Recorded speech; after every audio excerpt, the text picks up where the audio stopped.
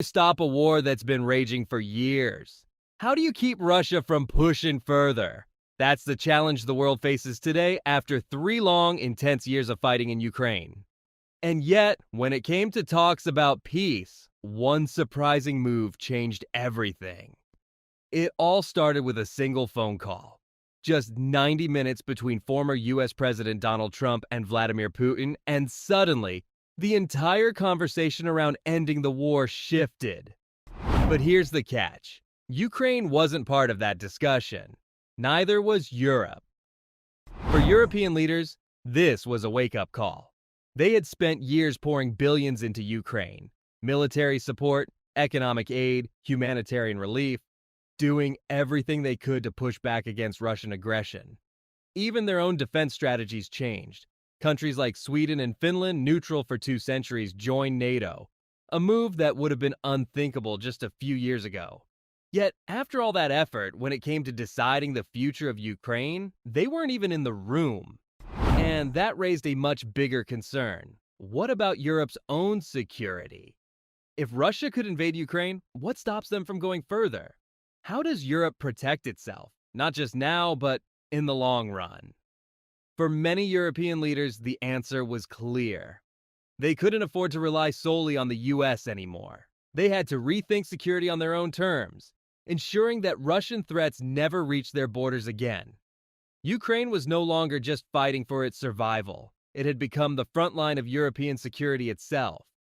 And Europe wasn't going to sit on the sidelines any longer. The UK and the European Union quickly joined forces, responding with strong, decisive action. The big question on the table: how do you stop Russia from being a threat once and for all? European leaders weren't just looking for a short-term fix. They wanted a plan that would keep their borders safe for good, one that would make it clear to Moscow that further aggression wasn't an option. But that wasn't going to be easy. The solution had to be tough enough to make Russia think twice, covering everything from nuclear defense to military presence on land, in the air, and at sea. So when leaders from the UK, Germany, Italy, Poland, Spain, the Netherlands, Denmark, NATO, and top EU officials gathered in Paris, they had one major issue to tackle. What kind of force should be on the ground in Ukraine? A few ideas were thrown around. Stronger sanctions to squeeze Russia's economy even more. Boosting nuclear deterrence to remind Moscow what's at stake. Sending peacekeepers into Ukraine to keep things stable. Setting up an air policing unit to monitor the skies. Increasing military production across all NATO countries. On paper, these moves looked bold. In reality, the UK and EU had already hit Russia with 16 rounds of sanctions. And after watching the first 15 fail to change Putin's mind, few believed this latest attempt would be any different. That's why, instead of just relying on financial pressure, they decided to step things up. The UK and EU moved forward with plans for an air policing mission over Ukraine and began talks about deploying a peacekeeping force. If things moved ahead, British fighter jets, like the Eurofighter Typhoon FGR-4, could be on standby to patrol Ukrainian airspace, ready to respond if Russian forces crossed the line. But here's the real question: would sending troops to Kiev or patrolling the skies actually make Europe safer? And if a peacekeeping force were to be formed, could the UK take the lead? Let's take a closer look at the options Europe is considering to defend Ukraine and push back against Russia's invasion. But before we dive in, don't forget to hit that subscribe button, turn on notifications, and give this video a like so you never miss an update. Now, when it comes to action, 2 major plans have been on the table. One of the boldest? Sending troops into Ukraine. The UK and France have been the loudest voices on this, with discussions about deploying British forces to strengthen Ukraine's defenses. Some estimates suggested the UK could send as many as 20,000 troops, but here's the catch. Britain's entire army currently has around 74,600 active personnel. With existing missions and commitments around the world, experts say the UK would struggle to send more than a single brigade, which means around 4,000 to 5,000 troops at most. That's a problem. So instead of just focusing on boots on the ground, Britain is now looking at a different kind of defense: air policing. This strategy would involve patrolling Ukrainian skies to keep Russian fighter jets, drones, and missiles at bay. Reports suggest the UK is preparing to send RAF Typhoon fighter jets to support this mission. But is that enough to stop Russia? While the idea sounds promising, UK officials warn that for this plan to work, it wouldn't just take a handful of jets. It would require a large fleet of aircraft and powerful air defense systems on the ground to protect them from Russian attacks. If approved, these aircraft wouldn't be flying solo. They could be supported by NATO allies or other nations willing to step in. The goal? To patrol the skies along Ukraine's front lines and prevent Russian forces from gaining air superiority. Right now, there's a big question mark over whether the UK's Royal Air Force, RAF, could handle an air policing mission over Ukraine on its own. And the answer? Not likely. Covering such a massive airspace would be an operation far bigger than anything the RAF has taken on in recent history. If this mission happens, it won't be a solo effort. It'll have to be part of a broader international coalition. Looking at the numbers, the RAF currently has about 210 combat aircraft, including 159 fighter jets and 121 Typhoons, according to global military assessments. But here's the catch. Some of these jets are already scheduled to be retired, and not all of them are ready for combat at any given time. On average, only about 60% of Typhoons are operational at any moment. And even among those, not every aircraft is fit for the kind of high-intensity missions needed over Ukraine. So, what's the real capacity? Defense analysts estimate that at best, the RAF could deploy around 30 fighter jets, but that depends on whether enough pilots and spare parts are available to keep them flying. And here's where things get tricky. Even a basic air patrol of just 2 jets running 24/7 would require an entire squadron's worth of aircraft and crew on rotation. Stretching this mission long-term without reinforcements could push the RAF to its limits. If the UK were to take this on alone, it might mean committing nearly all of its available air power to Ukraine. An unrealistic and risky move. The best hope for making this work? Pooling resources with other allies. Apart from the RAF's Typhoons, Ukraine has already received F-16s and Mirage 2002 fighter jet models that are better suited for Western-style air defense networks. With these aircraft, Ukraine could integrate into a broader security system, improving its ability to monitor and protect its airspace. But if tensions with Russia keep escalating, things could look very different. Imagine a scenario where this international force, relying on F-16s, Mirages, and RAF Typhoons, finds itself face-to-face with Russian fighter jets hovering just 50 miles away. What happens then? Even setting up a basic air patrol system in Ukraine wouldn't be as simple as it sounds. It would take a huge amount of resources, both in terms of aircraft and financial backing. For starters, these aircraft wouldn't just be flying casually over Ukraine, they'd need to cover an enormous stretch of airspace, flying along the border in multiple shifts, day and night, ensuring a constant presence. Experts estimate that patrols would need to be stationed every 100 to 200 miles, meaning a serious number of jets and refueling aircraft would be involved. But there's another challenge: early warning systems. To successfully protect Ukrainian airspace, air policing forces would need high-altitude radar aircraft that can detect Russian fighter jets long before they reach the border. The ability to spot threats early would be critical, allowing forces to respond before Russian planes get too close. This mission wouldn't just involve tracking aircraft. It could also mean monitoring ground forces.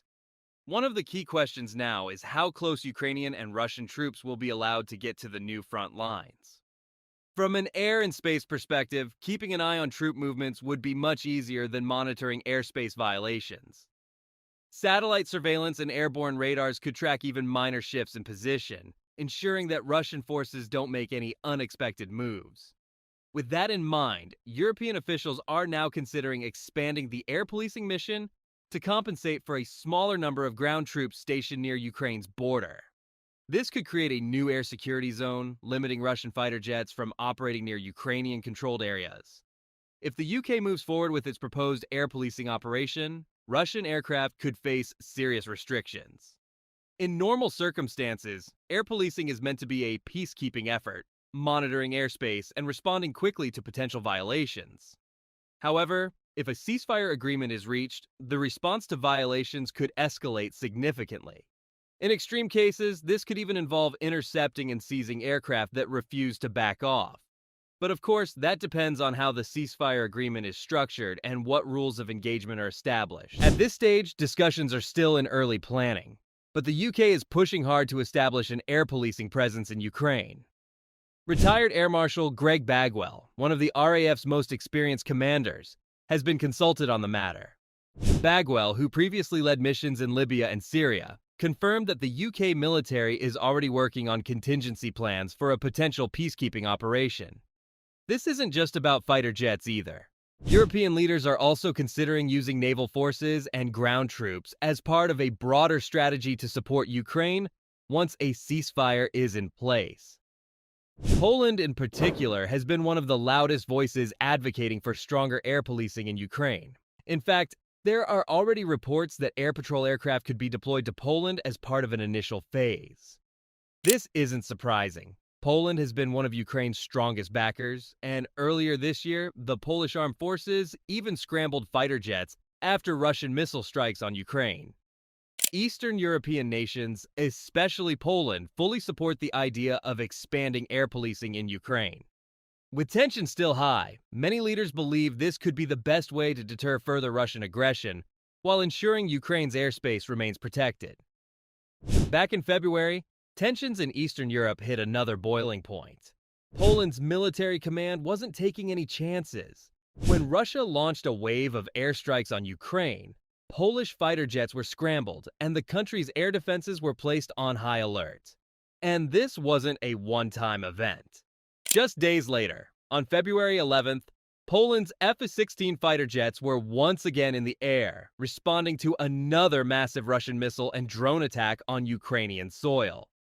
Polish officials made one thing clear: they were watching every move Russia made. Their forces were ready to act at a moment's notice, ensuring that any threats, especially those creeping too close to Poland's borders, wouldn't go unanswered. Right now, Poland isn't officially running an air policing mission over Ukraine, but that hasn't stopped it from using its air force to counter Russian aggression when necessary. For Warsaw, the goal is twofold: protecting its own borders and standing firmly with Ukraine. Poland has been one of Kiev's strongest allies since the war began. As a NATO member, it has not only offered military support, but has also sent over $3.35 billion in aid to Ukraine as of late 2024. And according to Polish officials, that support isn't stopping anytime soon. But Poland isn't alone in this fight. Another country feeling the heat of Russian aggression is Romania, a nation that has also kept its air force on high alert. Unlike Poland, Romania faces a different kind of threat: drone strikes spilling over from the battlefield. Russian drones have repeatedly crashed onto Romanian territory, raising alarms that the war is inching dangerously close to NATO soil. Most of these incidents have happened near the Danube River, where Ukrainian ports have been a frequent target of Russian attacks. With NATO's commitment to collective defense, these close calls have sparked concerns that the conflict could spread beyond Ukraine. Romanian officials have wasted no time in responding. When Russian drones approached its airspace, the Romanian Air Force scrambled its F-16 fighter jets from the 86th Air Base in Borcea. The jets were deployed for aerial surveillance, closely monitoring the situation before returning to base after a 2-hour mission. And this wasn't an isolated event.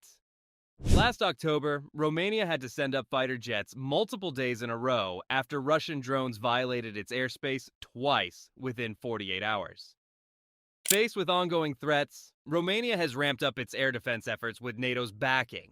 The alliance has even stationed additional airborne early warning aircraft in the region since September, giving Romania a clearer picture of potential risks in its airspace. From Bucharest's perspective, there's no question about who's to blame for the constant security threats. Russia's continued aggression is the reason Romania's air force remains on standby. Romania has been keeping a close eye on Russia's attacks on Ukraine, and officials in Bucharest have made their stance clear. Moscow's airstrikes, drone attacks, and missile strikes are unjustified. The Romanian Defense Ministry has strongly condemned these strikes, particularly those targeting civilian infrastructure, calling them a blatant violation of international law.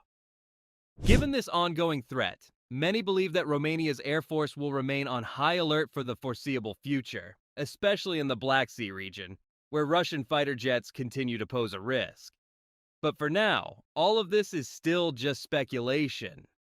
The reality is that negotiations are only just beginning, and Ukraine isn't even at the table. One thing that is clear, Russia isn't open to NATO involvement in any kind of peacekeeping mission. Foreign Minister Sergei Lavrov has outright rejected the idea, calling it a red line for the Kremlin.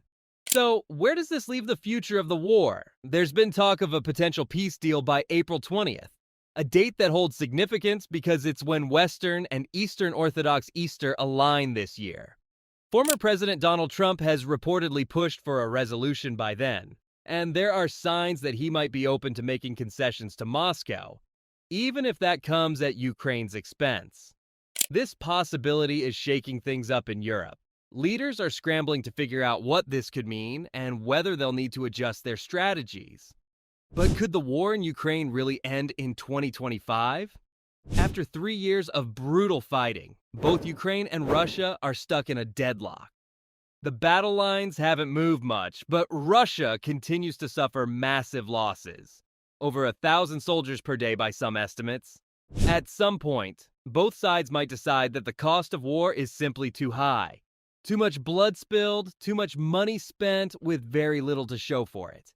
But with Trump back in the White House, the conversation is shifting. Some fear that a rushed peace deal could backfire, allowing Putin to regroup and strike again later. Others worry that a bad deal could permanently damage Russia's relationship with the West, or even push NATO and Russia closer to direct conflict. Worst case scenario? Ukraine could be forced into a compromise that weakens its government and allows Russia to install a puppet regime in Kiev. And there's another possibility. Putin might drag out negotiations just to buy more time, securing more land while he keeps fighting. Trump has repeatedly claimed that he can bring this war to a quick end. But to actually pull that off, he'll need leverage over both sides, something he doesn't seem to have just yet. Meanwhile, the US and NATO are working on a new strategy, one that could give Ukraine a final chance to reclaim lost territory in 2025. But that's not guaranteed. Some believe that stopping the war quickly while ensuring stability is more important than a complete military victory. Ukraine did make some big advances in 2022, but progress slowed dramatically in 2023 and 2024. Now it's gearing up for another major push, one that could take a new approach and offer a better shot at success. Still, whether that happens in the coming weeks or later in 2025, the US may ultimately decide that ending the war, rather than continuing it, should be the top priority. Even if Ukraine isn't able to fully reclaim all of its occupied land, there could still be a way forward. One possible approach: Ukraine keeps its official claim over Russian-occupied territories, but agrees not to fight for them militarily, at least for now. For this to work, Russia would have to halt its attacks completely and accept that Ukraine's long-term security needs strong international guarantees. After all, trust in Russia is at an all-time low. If Ukraine can't make a major breakthrough in its expected counteroffensive in early 2025, then the way military aid is handled may need to change. Instead of an open-ended supply of weapons, NATO and the US could shift focus to defensive systems, helping Ukraine hold its ground rather than pushing for more offensives. This kind of support shouldn't have a deadline, because nobody knows when or if Russia will actually stop its aggression. At the same time, Ukraine's economic stability would still need strong backing from Europe, North America, and Japan. Cutting off that support isn't an option, because without it, Ukraine's ability to rebuild and defend itself would weaken. But financial pressure alone might not be enough. To force Russia to the negotiating table, Western countries could tighten economic sanctions even further, hitting Moscow where it hurts most. And if the war drags on, China could be pushed to reduce its industrial support to Russia, limiting the supplies that keep Moscow's war machine running. Meanwhile, Ukraine could start receiving part of Russia's frozen assets, an estimated $300 billion sitting in Western banks. Imagine if Ukraine were given a quarter to half of that money every year, starting in 2025. That alone could change the course of the war. The message to Moscow would be simple. The longer the war continues, the more money Ukraine gets. If Russia wants its frozen assets back, it would need to agree to a real enforceable peace deal. But peace doesn't just mean stopping the fighting, it also means ensuring that Ukraine remains secure in the long run. NATO membership has always been a major goal for Ukraine, but if Russia refuses to negotiate, NATO could speed up the process and make membership official. However, if a peace deal is reached, alternative security guarantees could be explored, possibly involving a mostly European peacekeeping force, with some American troops included for credibility.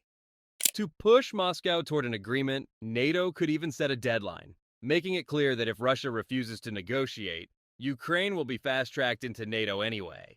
That kind of ultimatum could change the equation. Still, even the most strategic US and NATO plan can't guarantee peace. At the end of the day, only Ukraine and Russia can decide if they're ready to stop the war. And realistically, the chances of that happening in 2025? Probably no more than 50-50.